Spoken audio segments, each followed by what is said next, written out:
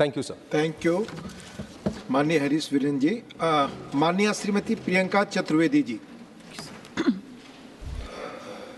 Sir, working of housing and urban affairs की अगर चर्चा की शुरुआत करें तो कल रात को जब बारिश हुई थी और पार्लियामेंट 1 साल पहले इनॉग्यूरेट हुआ है, जिस तरीके से पानी का जल भराव हुआ था और अंदर लीकेज हो रही थी, उसी से वर्किंग समझ में आ गई है क्या चल रहा है। सर, प्रधानमंत्री, मैं महाराष्ट्र से आती हूँ जहाँ पे सबसे ज़्यादा अर्बन पॉपुलेशन है और प्रधानमंत्री आवास योजना के अंतर्गत जो पैसा वहाँ पे आवंटन किया गया है, अगर उसकी प्रोग्रेस देखें तो 20.72 प्रोग्रेस हुआ है इन सिटू स्लम रीडेवलपमेंट का।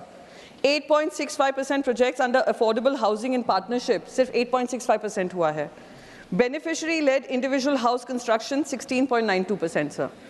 सर, महाराष्ट्र जैसे मैंने कहा अर्बन सेंटर है, अर्बन पॉपुलेशन है, क्या किसी तरीके की अकाउंटेबिलिटी अर्बन अफेयर्स मिनिस्ट्री देखती है कि काम हो रहा है या नहीं हो रहा है?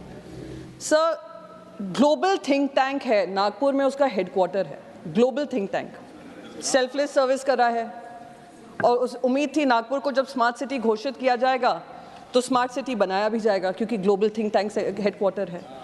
पर सर, मैं देख रही हूँ कि 85% फंड जो वहाँ पे स्मार्ट सिटी के लिए एलोकेट किए थे, इम्प्लीमेंटेशन जो हुआ है सिर्फ 15% हुआ है। यानी 85% फंड तो ले लिया है स्टेट गवर्नमेंट ने, काम सिर्फ 15% हुआ है। तो कोई उसका अकाउंटेबिलिटी लेगा? क्योंकि ग्लोबल हेडक्वार्टर्स हैं सर ग्लोबल थिंक टैंक के, तो हाँ, तो देश को शर्मसार महसूस होना पड़ता है सर। सर, मैं मुंबई से आती हूँ। सर, मुंबई एक कोस्टल सिटी है और अगर उसका किसी तरीके का विस्तार करना है तो या तो हम सी रिक्लेम कर सकते हैं। क्लाइमेट चेंज तो देख ही रहे हैं, उसका प्रभाव क्या हो रहा है केरला में हमने देखा है, तो सी हम रिक्लेम नहीं कर सकते हैं।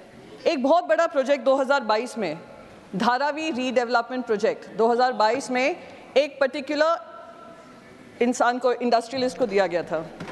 590 एकड़ का वो प्रोजेक्ट है सर, जिसमें 300 एकड़ का रीडेवलपमेंट होना है, जिसमें एक नेचर पार्क भी आता है, एक पावर प्लांट भी आता है और एक पंपिंग स्टेशन भी आता है। वो पूरा 590 एकड़ टेंडर के अनुसार उनको दे दिया गया था कि उसमें आप ट्रांजिट कैंप्स बना लीजिए, आप उसमें रिहैबिलिटेशन का जो एलिजिबल हैं आप रिहैबिलिटेशन कर लीजिए। टेंडर के अनुसार उनको दे दिया गया। वो जीतने के बाद वो आकर, वो जिनको ये कॉन्ट्रैक्ट दिया गया है, वो आकर कहते हैं हमें और लैंड चाहिए रिहैबिलिटेशन के लिए। उन्होंने 540 एकड़ और मुंबई के मांगे हैं जो राज्य सरकार उनको फ्री में दे रही है। आप मुझे बताइए, देश के इतिहास में जो भी रीडेवलपमेंट प्रोजेक्ट टेंडर के अनुसार जीते गए हैं कि आपको 3 गुना लैंड चाहिए, 300 एकड़ का रीडेवलपमेंट है, पर आप मांग कर रहे हैं 1100 एकड़ की। यानी खुली मुंबई में तो लूट मची हुई है कि किस तरीके से लैंड ग्रैब करें। और ये जो लैंड लिया जा रहा है वो ऐसी जगहों पे लिया जा रहा है जो एनवायरमेंटल हैजर्ड भी हो सकते हैं। सॉल्ट पैन लैंड्स की बात करें, सॉल्ट पैन लैंड्स उनको हैंड ओवर कर दिया। माहिम नेचर पार्क है, उसको भी उठाकर इनके हाथ में कर दिया गया। ओपन स्पेसेस की बहुत कमी है मुंबई में सर। और महालक्ष्मी रेस कोर्स एक बहुत इंपॉर्टेंट, एक आइकॉनिक जगह है जिसको भी रीडेवलपमेंट ब्यूटिफिकेशन के अंतर्गत उसको प्राइवेट कॉन्ट्रैक्टर्स को हैंडओवर करने वाले हैं। सर, दुख इस बात का होता है कि रीडेवलपमेंट, अर्बन हाउसिंग और अर्बन ब्यूटिफिकेशन के आधार पर अनप्लैन्ड डेवलपमेंट हो रहा है और उसका एक जीता जागता उदाहरण हमारा पार्लियामेंट भी है। आप देखिए, हम वो पुराना पार्लियामेंट छोड़कर आए ये कहकर के पुराना हो गया है, हैंडल नहीं कर पा रहा है कि कितना देश प्रगति किया है, पर उसमें एक भी बार लीकेज की सुनाई नहीं दी। कल तो हमने नेचुरल स्विमिंग पूल भी देखा जहाँ अंदर ही लीकेज हो रहा है। तो अगर हमें अर्बन डेवलपमेंट की हम बात करें, हाउसिंग अफेयर्स की बात करें, ज़्यादा से ज़्यादा शहर अब अर्बन जो पॉपुलेशन है अर्बन सेंटर्स में आ रही है क्योंकि जॉब्स की प्रावधान वहाँ पे होते हैं।